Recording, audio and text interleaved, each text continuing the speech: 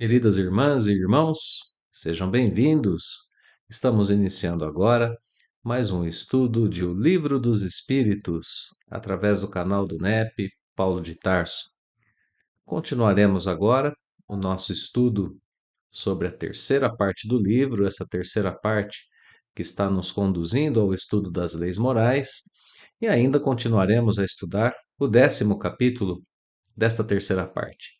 Esse 10º capítulo que tem o título da Lei de Liberdade. Hoje nós começaremos o item Fatalidade e nós vamos nos concentrar nas questões que vão de 851 até a questão 859. E depois continuaremos o item Fatalidade, pois esse item se estende um pouquinho mais para além dessas questões ainda. Mas hoje vamos até a questão de número 859. Bem, amigos, antes de iniciarmos o nosso estudo propriamente dito, vamos então à nossa prece inicial. Então vamos todos nós, em um só pensamento, buscarmos agora a imagem do Divino Amigo Jesus e vamos entregar a Ele nossas faculdades, nossos pensamentos, nossas emoções, nossas palavras, nossa atenção, para que possamos, a partir de agora, sermos guiados através dos conhecimentos dos espíritos superiores que foram codificados por Allan Kardec. Que possamos, assim, amado Mestre, sob a sua bênção, nos fortalecermos para nos tornarmos espelhos da sua luz aqui no planeta Terra. Que possamos, através do seu Evangelho e de seus exemplos, iluminarmos vidas que conosco aqui na Terra estão. Assim, amado Mestre, que possamos todos nós, então, fortalecidos e preparados, nos colocarmos na prática do estudo e que possamos, assim também, logo na sequência, continuarmos as tarefas que nos foram confiadas aqui na Terra com esse sentimento de bem-estar, com esse sentimento de proteção que a Sua presença nos traz. Muito obrigado, Senhor, e que assim seja.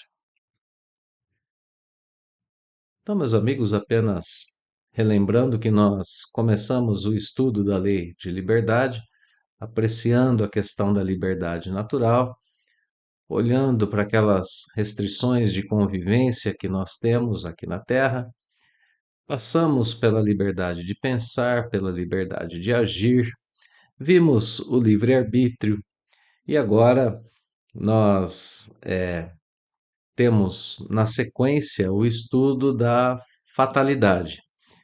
Será que existe alguma coisa em nossas vidas que é fatal? Algo que esteja colocado em nossas vidas como algo inevitável? Nós já chegamos à conclusão, em estudos anteriores, de que a nossa liberdade aqui no planeta Terra, ela não é uma liberdade plena, mas uma liberdade que está restrita pelo nosso próprio progresso espiritual e pelas condições da vida que leva um espírito encarnado. Então, agora nos cabe estabelecer a questão da fatalidade. Será que existe isso, o que nós chamamos vulgarmente aqui na Terra de fatalidade, ou será que existem aqueles acontecimentos que são acontecimentos próprios da escolha do livre-arbítrio e que, portanto, nos dão algum grau de liberdade aqui na Terra, ou um grau maior do que a gente pensa. Enfim, a questão da fatalidade posta nesse momento do nosso estudo é uma questão que nos leva a refletir ainda mais profundamente sobre a nossa liberdade, sobre os modos que nós temos de exercício da nossa liberdade, claro, levando em consideração sempre a responsabilidade que nós devemos ter diante da liberdade que Deus já nos deu. Como tivemos a oportunidade de estudar anteriormente no item livre-arbítrio. Então, agora, vamos lá, vamos às questões que começam na questão de número 851 e vamos dar início ao estudo de hoje, pensando a respeito da fatalidade. Nessa primeira questão, Allan Kardec começa perguntando se existe algum tipo de fatalidade nos acontecimentos da vida. E notemos que aqui acontecimentos da vida são acontecimentos da vida de um espírito que está encarnado. Fatalidade nos acontecimentos da vida, conforme o sentido geral que se dá a essa palavra, a palavra fatalidade. Algo que aconteceu e que não poderia ser remediado, não poderia ser evitado. Algo que estava escrito, como a gente costuma dizer. Kardec completa, ele quer clareza na questão. Quer dizer, todos os acontecimentos são pré-determinados, e nesse caso, que vem a ser do livre-arbítrio. Então, notemos que aqui, logo no início do nosso estudo, nós já temos um diálogo muito poderoso do item fatalidade com o item livre-arbítrio. Há uma sequência de ideias e a sequência proposta é justamente essa que nós esboçávamos há pouco. É a ideia de que, bom, nós temos livre-arbítrio, mas e a fatalidade? Ela tem algum lugar na vida de um espírito encarnado? Ou se ela não tem um lugar na vida do espírito encarnado, tudo é livre-arbítrio? Existe o determinismo como algo reconhecido pela doutrina espírita? Existem aqueles eventos que são pré-determinados para a nossa existência e dos quais nós não podemos escapar? Bom, então, se existem, fica a questão: o que se faz com o livre-arbítrio? Como fica o livre-arbítrio diante do determinismo, se ele existir? Essa é a primeira questão com a qual Kardec abre o item fatalidade, e não podemos deixar de concordar que é uma questão extremamente interessante e de grande relevância para as nossas vidas de cristãos, de espíritas. Então vamos notar primeiramente o vocabulário que é usado na resposta. As palavras que são usadas aqui são palavras muito precisas que explicam por si mesmas a resposta, a ideia que nós devemos ter a respeito da fatalidade e de sua contraposição com o livre-arbítrio, que é a gente já pode adiantar que é uma contraposição aparente. Existe fatalidade e livre-arbítrio, e, e a existência dos dois não interferem um no outro, na vida do espírito. Vamos ao texto, então. A fatalidade existe, como a gente vê aqui no início da resposta. Então, temos fatalidade. E temos também livre-arbítrio. Agora, a questão é desfazer o conflito entre os dois, né? Vamos lá. Unicamente pela escolha que o espírito fez ao encarnar. Então, só existe fatalidade no planejamento reencarnatório que cada um de nós realizou antes de estarmos encarnados aqui na Terra. Nós vivemos uma existência, retornamos ao plano espiritual. Quando lá estamos, planejamos o nosso futuro numa nova reencarnação e nós mesmos planejamos algumas circunstâncias dessa nova encarnação. E aí, então, se há alguma fatalidade, ela está nessas escolhas. Portanto, a princípio, está completamente desfeita aqui essa contraposição, ou completamente desfeito esse conflito aparente entre livre-arbítrio e fatalidade, porque, afinal de contas, a fatalidade vivida aqui foi a escolha minha feita anteriormente no plano espiritual, portanto, em pleno uso do meu livre-arbítrio. Eu escolhi, usei anteriormente meu livre-arbítrio para escolher uma certa fatalidade aqui na Terra. Então, vejam, as duas coisas existem.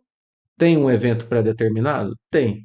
Por que que ele não fere o livre-arbítrio? Porque ele foi fruto do livre-arbítrio. Eu escolhi.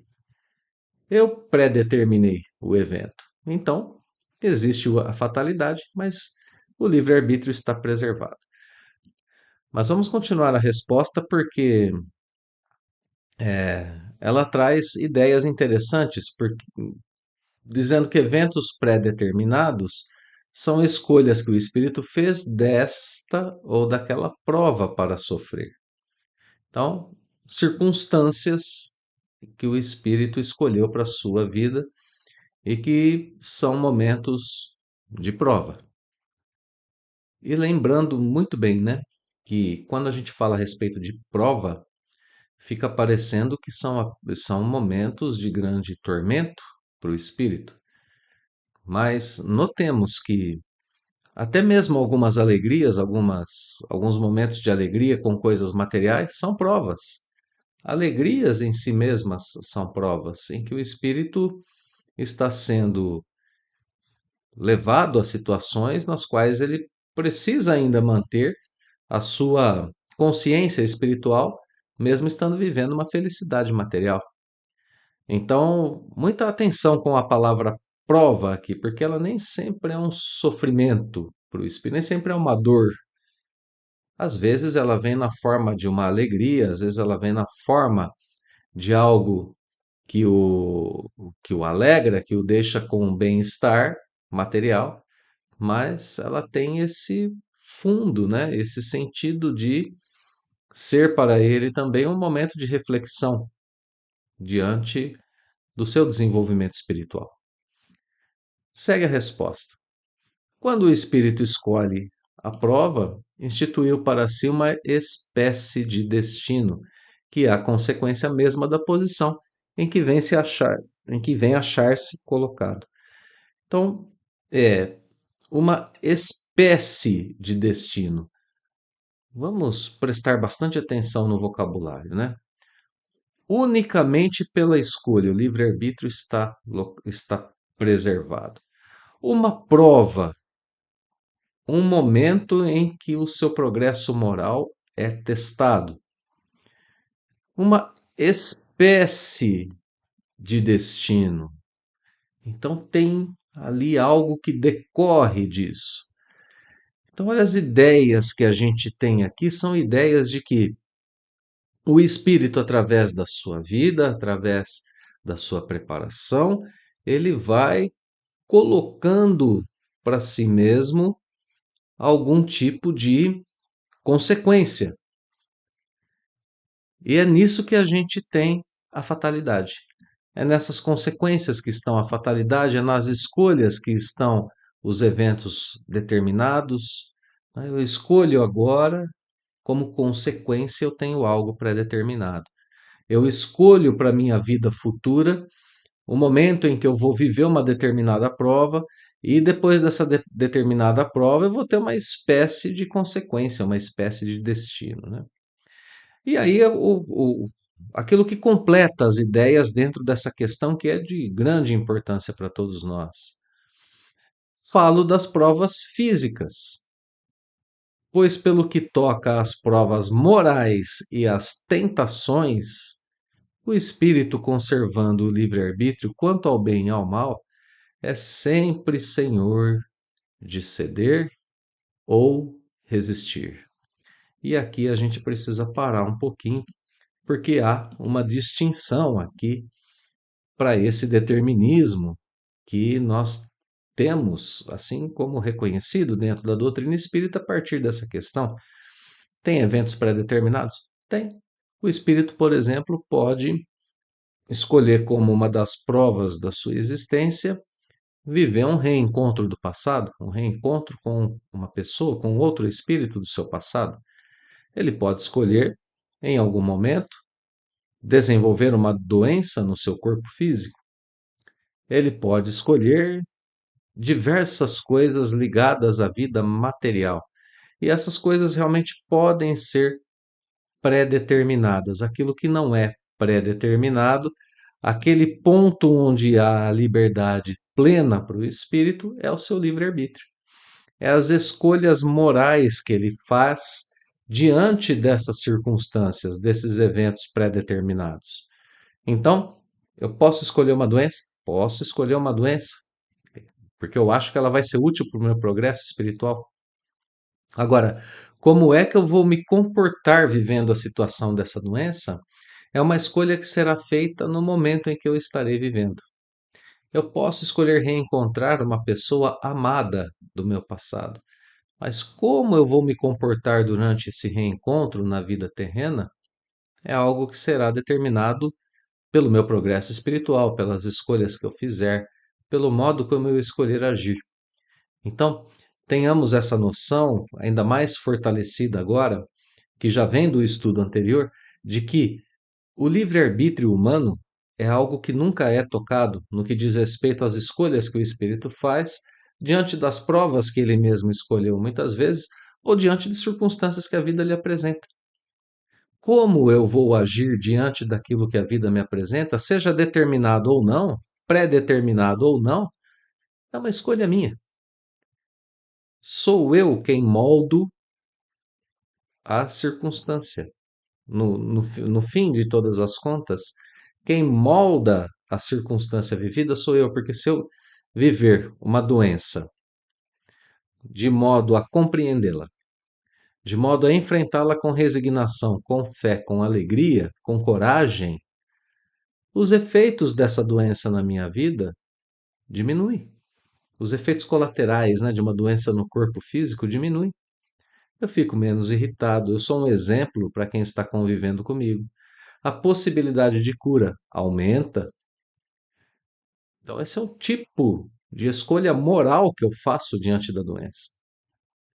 Se eu escolher encontrar uma pessoa querida do passado e tratá-la mal, por causa de uma outra circunstância que eu esteja vivendo durante a minha reencarnação, embora sinta afeto por aquela pessoa, talvez eu esteja, por exemplo, vivendo uma dificuldade financeira. Sinto afeto por aquela pessoa que eu reconheço, meu espírito reconhece, eu, enquanto espírito, reconheço como uma grande afinidade do passado, mas eu a trato mal por causa da minha situação financeira. Porque me deixo, né, corroer por essa situação financeira que não está como eu gostaria naquele momento. É uma escolha moral que eu faço, como tratá-la, tanto quanto é a escolha moral que eu faço, como viver uma doença. Para a gente citar apenas dois exemplos, não é? E assim a gente percebe que a espécie de destino virá como uma mescla dessas duas coisas, daquilo que foi predeterminado e da escolha moral que eu faço diante da situação que está sendo posta, perdão. Bom, então até aqui o geral que a gente tem para as circunstâncias da vida, a ideia de que o espírito é sempre senhor de si. Mas a resposta continua. E agora ela fala um pouquinho para a gente sobre a influência espiritual. Bem, até aqui Kardec explica que a fatalidade existe apenas na escolha das provas físicas, né? Lembrando apenas que o espírito faz antes de encarnar. Nas provas morais e nas tentações, o espírito conserva o seu livre-arbítrio para ceder ou resistir. Bom, continua a resposta falando agora sobre influências, porque nós não vivemos sozinhos, vivemos com outras pessoas e vivemos também em contato constante com o plano espiritual. Então, quando a gente apresenta fraqueza diante de uma prova, um bom espírito pode nos auxiliar, mas não pode dominar a nossa vontade. Ele pode nos influenciar, pode dar um conselho, né? Pode dar um estímulo. Um espírito mau pode agir de forma diferente. Ele pode exagerar aos nossos olhos um perigo físico, pode nos abalar, pode nos amedrontar. Aí tudo isso depende dos nossos pensamentos, né? Das nossas atitudes, das nossas emoções. Mas nem por isso a vontade do espírito encarnado deixa de se conservar livre de quaisquer peias. Então, olha só, fechando essa resposta, que é uma resposta densa, uma resposta repleta de conteúdo, nós notamos que existe um planejamento pré-reencarnatório, que existem todas as circunstâncias que nós vivemos numa encarnação e que, para além disso, existe o nosso livre-arbítrio, nossa vontade sempre preservados, e ainda a gente precisa somar a essas circunstâncias todas a questão das influências espirituais que chegam até nós através daquilo que nós pensamos, daquilo que nós sentimos, das ações que nós temos, enfim, do próprio uso também do nosso livre-arbítrio. Então, tudo isso está colocado como ponto de partida do item fatalidade. Um ponto de partida que já por si só leva em consideração diversos ensinamentos da doutrina espírita e que já nos apresenta assim uma ideia que precisa ser observada, que nós precisamos estar conscientes dela. Falar sobre fatalidade, pensar sobre fatalidade, é um exercício de reflexão espiritual profundo, é um exercício de pensamento, de reconhecimento, de compreensão a respeito do que é a vida, de como ela acontece, das razões pelas quais estamos aqui encarnados, das forças que regem a nossa existência e da nossa força interior para podermos guiarmos por nós mesmos os nossos destinos. Então, é uma reflexão que precisa ser realizada no nosso dia a dia. Mesmo que reconheçamos algum evento como sendo um evento fatal, um evento que não pudesse ser evitado, nós precisamos lembrar da nossa potencialidade, daquilo que está em nós e que Deus nos deu como ferramenta para o enfrentamento das situações difíceis e mesmo para o enfrentamento daquelas situações que se nos apresentam como grandes alegrias, como dizíamos há pouco.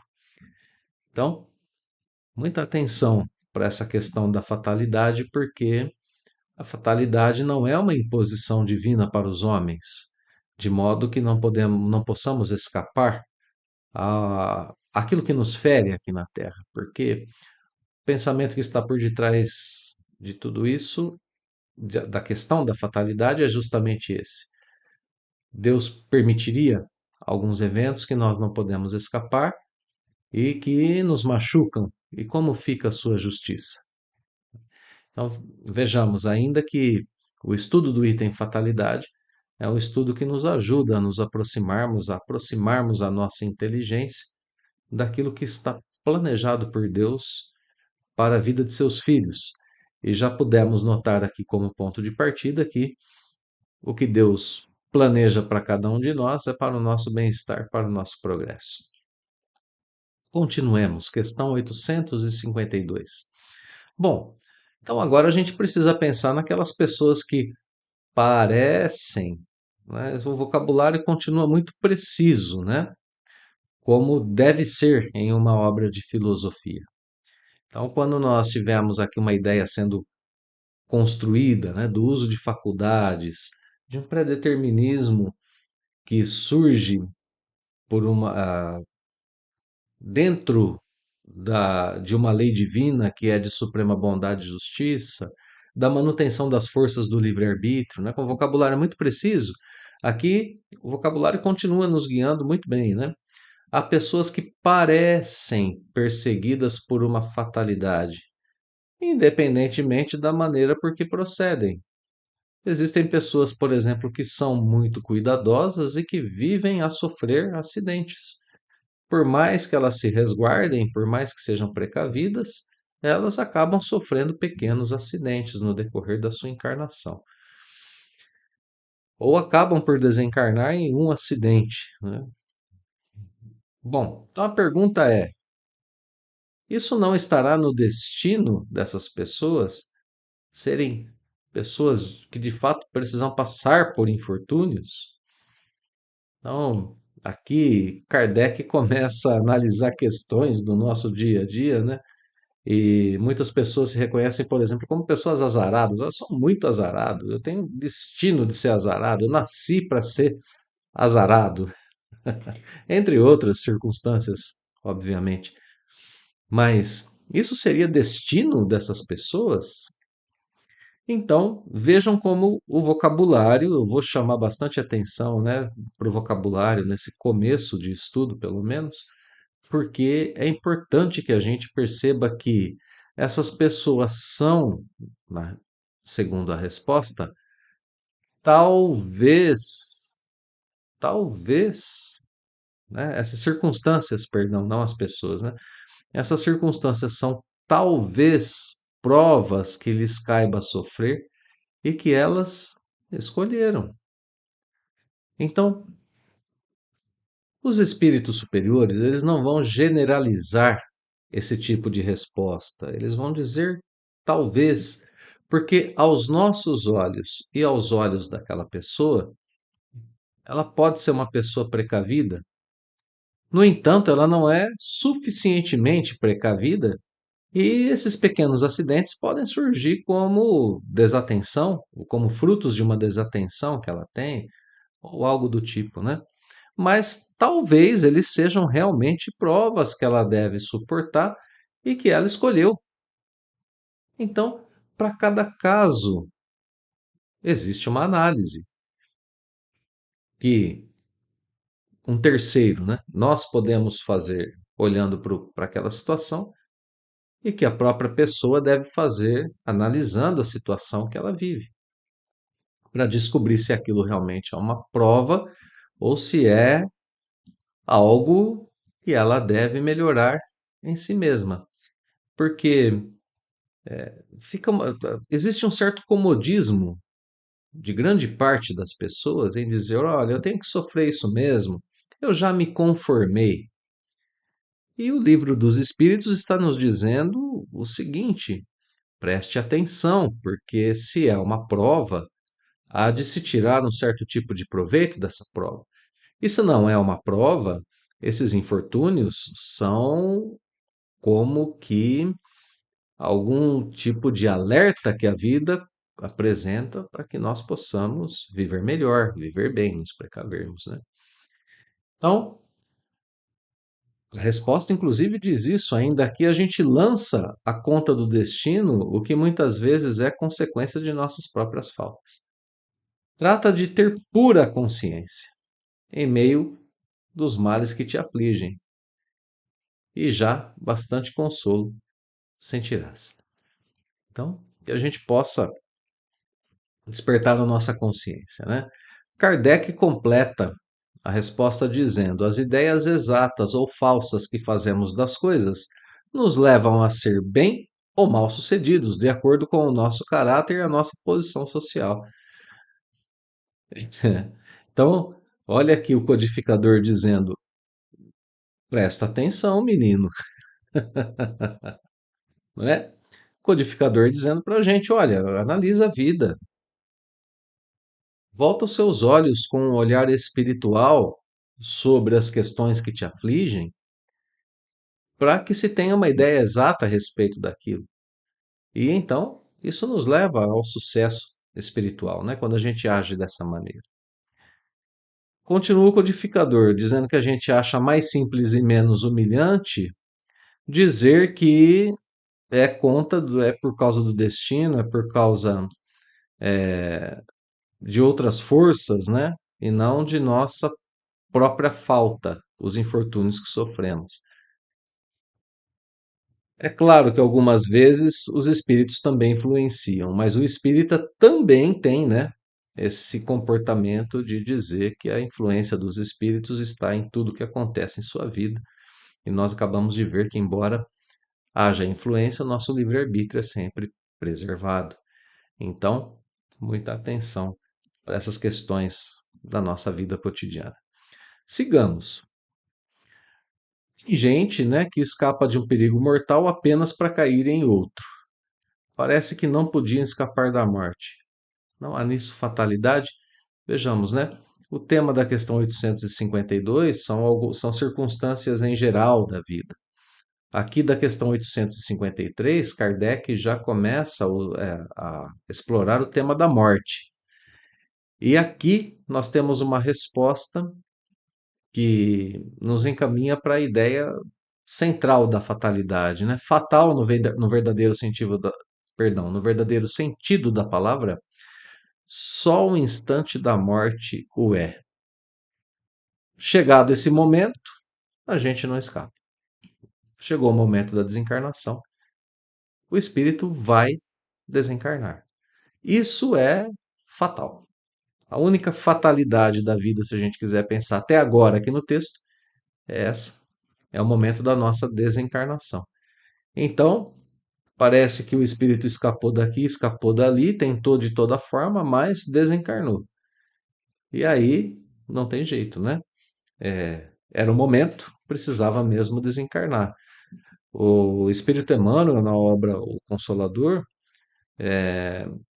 nos esclarece que todos os casos de desencarnação são determinados previamente pelas forças espirituais que orientam a atividade de todos nós aqui na Terra. Então, sim, aqui a gente tem uma fatalidade. Chegou o momento de retornar ao plano espiritual. Isso não tem negociação. Né? Esse momento, quando chega e foi determinado, não há como escapar. Segue ainda Kardec para 853A. Então, qualquer que seja o perigo que nos ameace, se a hora da morte ainda não chegou, não morreremos. Kardec inverte a ideia, né? Então, tem o momento da morte dele, a gente não escapa. E por outro lado, se a gente estiver vivendo um grande perigo e não for o momento de desencarnar, a gente não desencarna, é isso? Não, não perecerás e tem disso milhares de exemplos. Ou seja, a resposta confirma o que Kardec disse. Né? Exatamente, não chegou a hora de desencarnar, não desencarna, não desencarna. E aí, mais uma informação importantíssima aqui. Deus sabe de antemão de que gênero será a morte do homem, e muitas vezes seu espírito também o sabe, por lhe ter sido isso revelado quando escolheu tal ou tal existência. Então, agora eu vou parar aqui um pouquinho essa resposta para a gente pensar mais um pouco a respeito dessas questões que estão sendo colocadas aqui. Né? A gente sabe que a morte nada mais é do que uma transformação, uma renovação, que o espírito não morre. A morte é só aparente. Né? Para a gente ficar aqui com o vocabulário, morre uma parte do ser encarnado, que é seu corpo, né? Para a gente ajustar o nosso vocabulário aqui, né? Também já como exercício de aprendizado para nós também. Né? A morte é aparente, morre só o corpo. A, a parte essencial do ser continua viva além do túmulo, na plenitude de suas faculdades, com tudo aquilo que ela se enriqueceu durante a existência terrena, né? Virtudes, as suas potências, seus desejos, seu conhecimento e assim por diante. Então, o momento da morte, por um lado, é inevitável e Deus conhece de antemão qual será o gênero da morte. O gênero. Essa palavra gênero aqui é uma palavra importante para a gente entender o que está sendo dito. Gênero é uma categoria, natureza daquilo que está sendo proposto, né? A categoria da morte, a natureza geral da morte que foi, da desencarnação que já foi planejada. Então, qual seria o gênero da morte? É muito difícil a gente estabelecer algo nesse sentido, mas a gente pode trabalhar com um exemplo que pode clarear bastante a ideia de gênero de morte.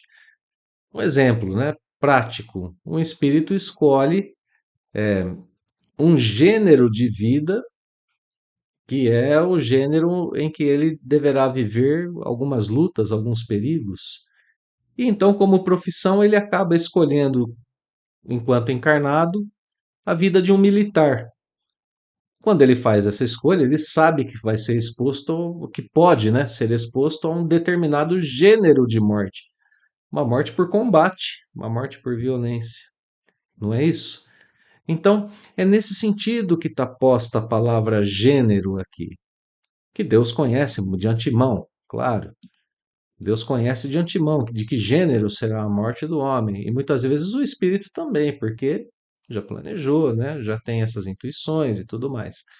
Então, vejamos que a questão da desencarnação aparece aqui como uma questão que está sendo posta como uma fatalidade para a nossa vida. É, pelo momento e, de alguma forma, pelo gênero. Agora, todas as demais circunstâncias que envolvem a desencarnação de alguém são circunstâncias gerais, né? São circunstâncias gerais. Então vejamos que há um planejamento de gênero, mas há liberdade de ação. Há liberdade de ação dentro do gênero de vida que se escolheu, para que para que o espírito possa progredir, né? Então, uma coisa também precisa ser observada aqui na pergunta 853A. Que Kardec coloca, né? Bom, não chegou o momento de morrer, então qualquer perigo que me ameace não vai me matar, eu posso ficar tranquilo. Não é isso? É isso. Eu posso me colocar diante de qualquer perigo que eu não vou desencarnar. Agora, a gente precisa abrir um parêntese aqui e fazer uma reflexão, porque não morrer não significa que a gente não sofrerá consequências e nem que continuaremos a viver bem se nos entregarmos a qualquer perigo. Porque o espírito escolhe os modos de vida, mas arca imediatamente com as consequências do estilo de vida que escolheu. A vida, diante da iminência dos combates, pode, pode realmente redundar no combate que vai me trazer um ferimento, mesmo que eu não morra. A vida de uma pessoa que escolhe o perigo dos esportes radicais, por exemplo, a pessoa pode não morrer no esporte radical, mas pode sofrer um acidente que pode debilitá-la. A vida no vício pode não matá-la imediatamente, mas causará debilidade física, causará escravidão do vício para aquela pessoa, né? Então, não é porque não desencarna enquanto não chegou a hora que não vive as consequências das atitudes, né? E apenas mais um ponto para a gente pensar aqui a respeito dessa questão 853, a questão das mortes prematuras, que está prevista no capítulo 5 do Evangelho segundo o Espiritismo. Muitas vezes acontecem mortes prematuras, pessoas são levadas de volta ao plano espiritual porque escolheram gêneros de vida depois de encarnadas, planejaram algo e depois seguiram outra coisa, se envolveram em vícios, se envolveram em desregramentos vergonhosos que poderiam prejudicar muito mais essa pessoa se ela continuasse encarnada. Então a providência divina diz: olha, é momento de trazê-lo de volta. E a pessoa desencarna. E isso, no item Perda de Pessoas Amadas, Mortes Prematuras, capítulo 5 do Evangelho segundo o Espiritismo, Bem-aventurados os aflitos, deve ser interpretado por nós como sendo uma bênção, porque a desencarnação impede que a pessoa continue a se prejudicar durante a encarnação, quando ela escolhe esses caminhos de desregramentos, de atitudes vergonhosas, de vícios, que é melhor ela desencarnar do que adquirir débitos ainda maiores para o futuro, né? Então, vejam que a questão da morte é uma questão da desencarnação é uma questão que é avaliada pelo plano espiritual, pela providência divina o tempo todo. E precisa ser assim. Mas chegado o momento em que a providência divina diz: venha, retorne, a gente precisa retornar.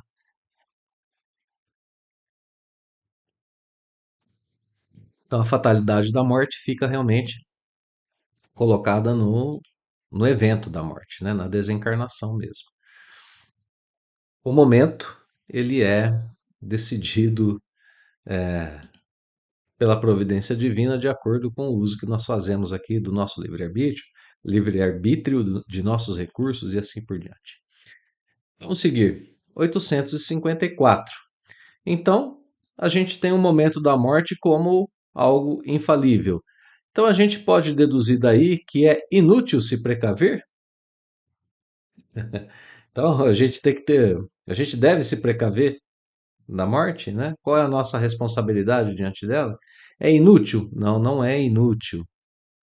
Porque as precauções que a gente toma, que são sugeridas para nós, elas têm o objetivo de evitar que a morte realmente se faça. A gente precisa evitar. São um dos meios empregados para que ela não se dê. As precauções é um dos meios empregados. A gente é intuído a isso para que a gente possa realmente prolongar a nossa existência aqui na Terra. Então, a gente precisa sim tomar precauções. E aí a questão 855 vem como um complemento dessa. Então, por que a providência divina faz a gente correr perigo que não vai ter consequência? A gente não vai desencarnar. E a resposta diz o seguinte: o fato de ser a tua vida posta em perigo constitui um aviso que tu mesmo desejaste, a fim de te desviares do mal e te tornares melhor. Se escapas desse perigo, quando ainda sob a impressão do risco que corresse, cogitas mais ou menos seriamente de te melhorares, conforme seja mais ou menos forte sobre ti a influência dos espíritos bons. Sobrevindo o mau espírito, digo mal, subentendendo o mal que ainda existe nele, entras a pensar que do mesmo modo escaparás a outros perigos e deixas que de novo tuas paixões se desencadeiem. Por meio dos perigos que correis, Deus vos lembra a vossa fraqueza e a fragilidade da vossa existência. E aqui o final da resposta, que é a conclusão disso tudo, né? Dessas duas questões. Se examinardes a causa e a natureza do perigo, verificareis que quase sempre suas consequências teriam sido a punição de uma falta cometida ou da negligência do cumprimento de um dever. Deus, por essa forma, exorta o espírito a cair em si e a se emendar. Então, para que servem as precauções? Para que servem esses avisos, esses perigos? Para que servem? Todos eles têm essa única finalidade: fazer com que o espírito caia em si e se emende e tome rumo, tome tento na vida, que ele possa se proteger, que ele possa se desenvolver dentro da lei de preservação, da lei de conservação, melhor dizendo, né, que nós estudamos aqui dentro do Livro dos Espíritos. Fica para casa o retornarmos às questões 526 até 532 para repensarmos essas duas questões que nós acabamos de estudar. Muito bem, sigamos. Examinamos a morte, examinamos os perigos e agora uma pergunta que nós já tivemos a resposta, né? Agora há pouco. Sabe o espírito antecipadamente qual o gênero de sua morte? Nós tivemos a resposta aqui atrás, mas Kardec quer fortalecer a ideia, né? Na questão 853, nós tivemos a ideia aqui já colocada, né? O princípio, Deus sabe de antemão o gênero de morte do homem, e muitas vezes seu espírito também o sabe. Muitas vezes o seu espírito também o sabe, não é sempre, né? Mas Kardec, justamente por isso, quer desenvolver aqui na questão 856, lança a pergunta e a resposta diz: sabe que o gênero de vida que escolheu o expõe mais a morrer dessa ou daquela maneira. É o exemplo que a gente dava a respeito do militar agora há pouco, né? Sabe que as lutas que terá de sustentar para evitá-lo, e se Deus o permitir, não sucumbirá. Então, dentro do gênero de vida que ele escolheu, tem algumas variáveis ainda. Tem como ele se comporta diante das lutas, tem a providência divina agindo. E aí, diante de tudo isso, a gente conclui: o espírito sabe antecipadamente seu gênero de morte? A resposta é algumas vezes, às vezes sim, às vezes não. O espírito aceita provas rudes, aceita muitas vezes existências angustiadas, como um doente que aceita um remédio com um sabor ruim, sabendo que aquele remédio vai curá-lo e que vai levá-lo a uma situação melhor. O espírito sabe que uma vida vivida dentro de provas rudes pode ajudá-lo no enfrentamento de suas imperfeições. Isso porque o espírito enxerga mais longe que o corpo e escolhe aquilo que vai conduzi-lo mais rapidamente à sua felicidade, à sua perfeição. Então, é assim que acontece esse processo para todos nós. O espírito, antes da sua reencarnação, ele analisa, ele examina tudo o que ele precisa, escolhe, vem para a Terra e aí é orientado mais uma vez adiante de suas provas, né, a examinar a causa e a natureza dos perigos que vive, a causa e a natureza das provas que enfrenta, a causa e a natureza das alegrias que desfruta, a causa e a natureza da sua vida em geral, a cada instante, a cada nova circunstância que a vida vai apresentando. E é assim que nós vamos vendo o aprimoramento espiritual de todos nós. Nós temos diversos exemplos na literatura espírita. Um deles é notável porque nós vemos o Espírito Emmanuel comentando, né, a respeito do planejamento reencarnatório, na obra Emmanuel, dizendo que o espírito pode escolher uma prova como algo que ele tem consciência de que vai fazê-lo progredir de forma mais rápida, né? É um princípio que está dentro da doutrina, que é comentado por Emmanuel, dentro das obras básicas da doutrina, né? Que é comentado pelo Espírito Emmanuel nessa obra Emmanuel e que é comprovado por essas obras da doutrina às quais eu me referia, né? Então, o espírito tem ali as suas vocações, o seu grau de progresso já alcançado, escolhe desencarnado, né, com sua consciência mais dilatada, né, com o olhar espiritual, a, a estrada que o porvir lhe desenha. Isso são palavras do Espírito Emmanuel na obra Emmanuel. Então, ele pode sim escolher esse remédio um pouco mais amargo. E é interessante a gente ver Emmanuel escrevendo dessa forma, porque duas de suas obras provam que ele, atestam que ele foi um espírito que viveu essa realidade. Nós temos a obra Há 2000 anos, na qual Emmanuel foi o senador romano Públio Lentulus, e Públio era um senador romano, um homem de muito poder, de prestígio, orgulhoso, viveu no século I em Roma, né? Encontrou com Jesus, ouviu de Jesus palavras mais ou menos no seguinte sentido: olha, Públio, você pode escolher me seguir agora ou daqui a 1000 anos, né? Quase como que se Jesus colocasse uma fatalidade para ele, mas isso nada mais é do que a lei que nos leva ao progresso, a lei de progresso. Jesus dizendo a Emmanuel, na época, Públio, dizendo: olha, você escolhe, é seu livre-arbítrio. A única fatalidade, se a gente quiser pensar assim, esse é um bom momento para a gente concluir isso. A única fatalidade para o espírito, e não para o homem, né? Para o espírito, é a sua perfeição e a sua felicidade. Essa é a fatalidade que Deus impôs a todos nós, sermos perfeitos e felizes. Por isso Jesus diz a Públio: você pode me seguir agora, seu livre-arbítrio escolhe, daqui a 1000 anos, não importa, mas em algum momento você vai estar a par com as leis divinas e então o seu progresso vai estar se realizando, né? Ou realizado na plenitude na perfeição própria de um espírito e na sua felicidade.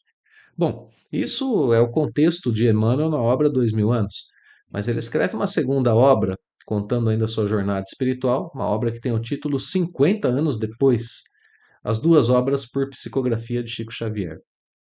E nessa segunda obra, agora Emmanuel, que antes era Públio, já não é mais um senador romano, ele reencarna como um escravo nascido em Éfeso e que foi convertido ao cristianismo. Sofre perseguições em Roma, mas se mantém fiel a Jesus e foi condenado à morte por sua fé. Olha aqui o gênero de vida escolhido pelo Espírito, para que ele pudesse progredir, para que ele pudesse combater o orgulho da encarnação passada, para que ele pudesse fortalecer a sua fé. Ele escolhe, fala: eu vou voltar como vou reencarnar como olha o gênero de vida escolhido, né? As provas escolhidas. Como um escravo judeu, reencarno, né? Como um escravo judeu e me converto ao cristianismo nessa reencarnação. Eu sei que, que os cristãos serão perseguidos, eu já escolhi meu gênero de vida. É muito provável que, se eu fortalecer a minha fé, eu vou desencarnar pelas perseguições. O Espírito sabe de antemão. Mas ele vem justamente com essa missão, né, de fortalecer a sua fé, de tratar o seu orgulho. E aí, então, essas duas obras mostram como que um espírito de uma encarnação à outra escolhe, de fato, os seus modos, o seu gênero de vida, e ele pode, sim, durante sua existência, ter essa intuição sobre o gênero da desencarnação, sobre os perigos que corre, mas se ele tiver um olhar espiritual sobre a circunstância geral, ele fortalece a sua vontade naquele propósito que ele estabeleceu para si mesmo. E é ali que ele estabelece para si mesmo também as rotas, os caminhos seguros para o seu progresso espiritual, pouco se importando se vai desencarnar pela mão de executores que perseguem cristãos, porque ele sabe que, naquele momento, o cristianismo é o correto, é o melhor para si mesmo, é aquilo que vai enaltecer o seu modo de vida, é aquilo que vai fazer dele uma pessoa mais feliz, mais completa, né? A mesma proposta é feita para nós todos os dias, que a gente possa escolher os caminhos do bem. Então vamos às questões finais. Questão 857. Existem homens que afrontam os perigos do combate, persuadidos de certo modo que sua hora não chegou. Haverá algum fundamento nessa confiança? Kardec está perguntando. Essas pessoas têm intuição de alguma forma de que não morrerão? Muito frequentemente, o homem tem pressentimento de seu fim, como pode ter o pressentimento de que ainda não morrerá. Esse pressentimento vem dos seus espíritos protetores, que assim o advertem. Pode vir também da intuição que tem da existência que escolheu ou da missão que aceitou e que sabe cumprir. E que sabe que tem que cumprir, né? Então temos três fontes aqui dessa confiança que certas pessoas apresentam. Os espíritos protetores avisam que ele não vai desencarnar. Ele sabe que tem uma missão a cumprir que não é o momento da sua desencarnação. E ele pode ter uma intuição de que não é o momento. Fica de novo o estudo de questões de 411 a 522. Então, é, aqui o elemento espiritual, né?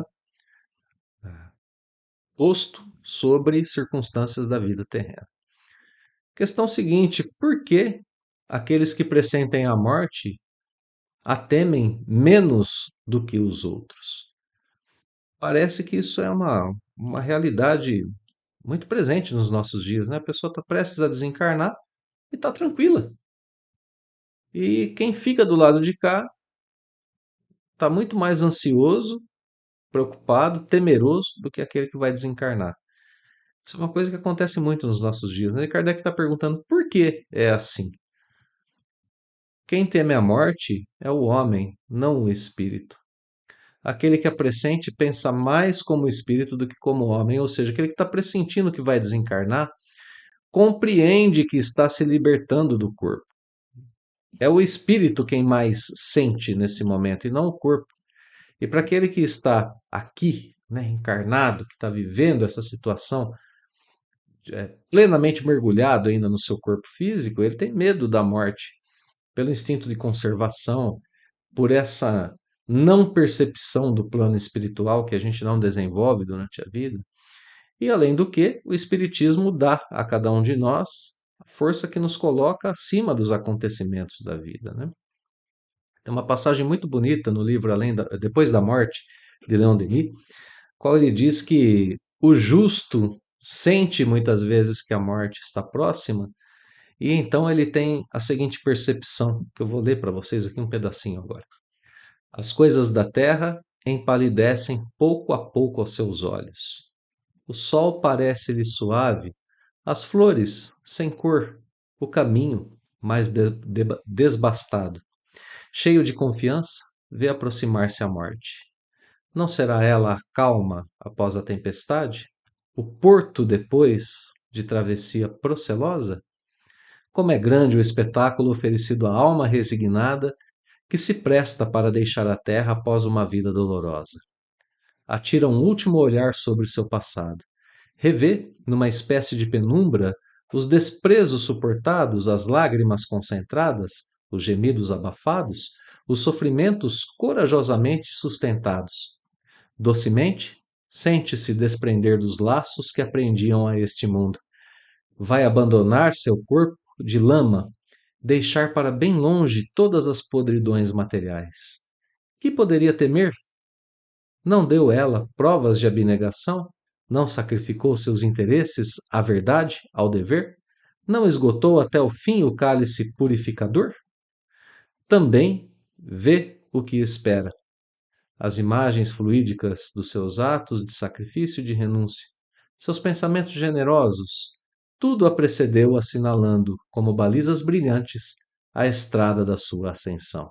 São esses os tesouros da vida nova. Belíssima passagem de Leon Denis explicando para a gente, né? Por que é que aquele que está desencarnando não teme a morte, enquanto nós outros que aqui ficamos, muitas vezes, a tememos. Muito bem, meus amigos. Vamos agora para a questão final do estudo de hoje, apenas refletindo ainda que a morte, sob essa ótica apresentada por Leon Denis, deixa de ser um evento fortuito ou aterrorizante para se tornar um coroamento de um planejamento espiritual. Ela é o único marco inevitável, né, da nossa vida, da nossa existência aqui. Mas é, esse momento é marcado pelo modo, pela qualidade de vida que levamos. A morte é uma liberdade planejada no plano espiritual. E esse olhar que Leon Denis nos traz e que o Espiritismo nos traz é um olhar que nos consola muito. Bem, última questão do estudo de hoje.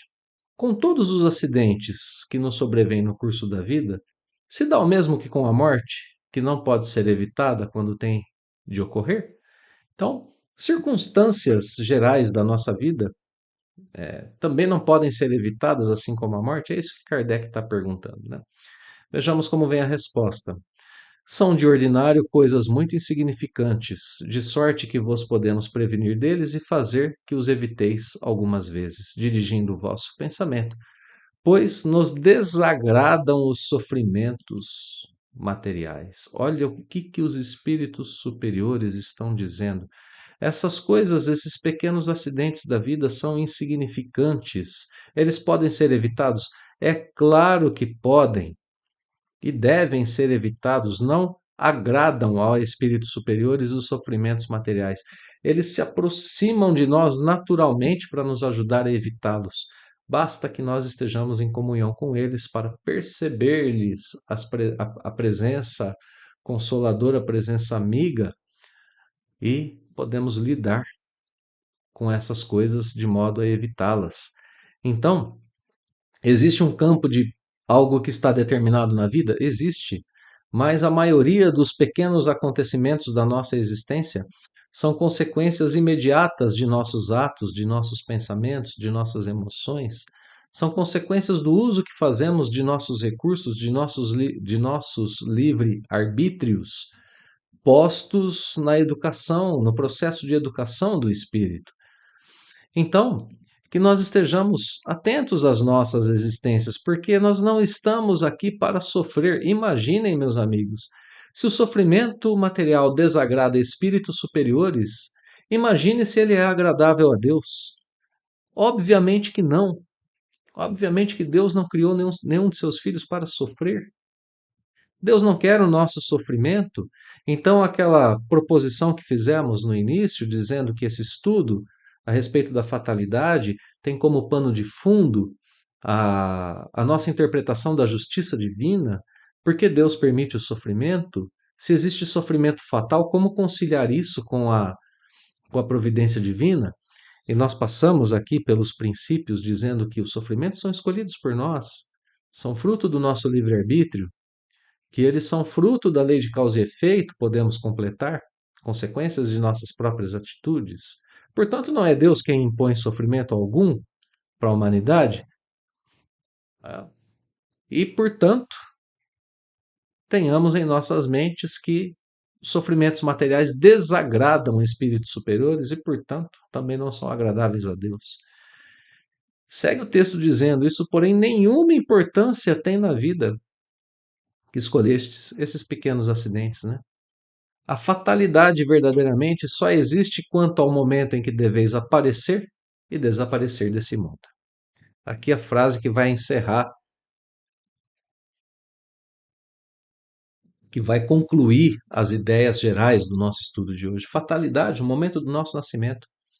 Fatalidade, o momento da nossa desencarnação.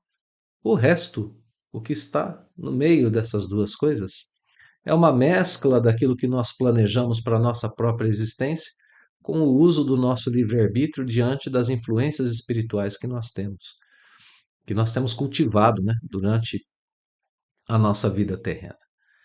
Bem, 859A. Haverá fatos que forçosamente devam dar-se e que os espíritos não possam conjurar, embora o queiram? Então, se aqui em cima nós temos a ideia de acidentes, né, de pequenos acidentes, aqui fatos, ocorrências em geral, que forçosamente devam dar-se? Sim, mas que tu viste e pressentiste quando no estado de espírito fizeste a tua escolha.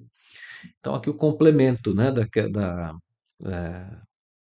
questão. Né? Se os espíritos afirmaram agora que a fatalidade não existe para pequenos acidentes, acidentes triviais da vida material, e que ela se restringe apenas aos momentos de aparecer, né, do nascimento e do desaparecer, da desencarnação, por outro lado, fatos há mais que devem ocorrer, mas de qualquer forma são pressentidos, porque nós fizemos a nossa escolha para esses fatos.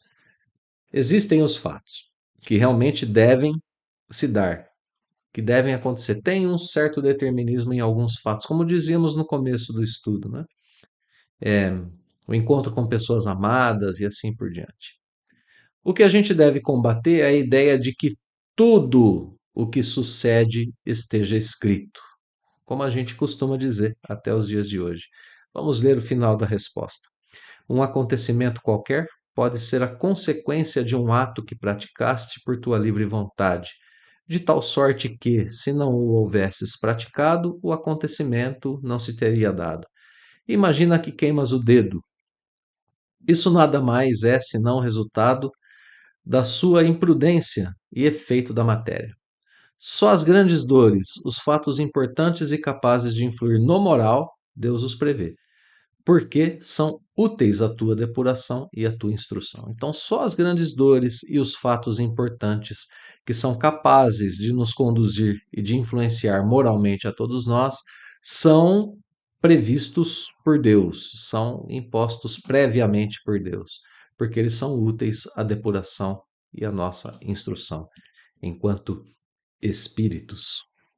Então, a fatalidade real existe apenas nos marcos de entrada e saída do mundo material para o espírito. Esses dois pontos, é, entre esses dois pontos, o curso dos acontecimentos terrenos pode ser modificado pela vontade humana e pela providência divina, e pelo concurso dos bons espíritos. A fatalidade, portanto, é restrita à escolha das provas físicas e do meio social onde o espírito renasce. Nas decisões morais e na resistência ao mal, o homem permanece livre. Esse estudo revela que não somos joguetes do destino, que não somos vítimas da providência divina, mas que nós somos herdeiros de nossas próprias escolhas. A fatalidade é um compromisso assumido, enquanto o presente é o campo da nossa liberdade. Então, nós temos aqui uma distinção muito bonita entre fatalidade física e liberdade moral.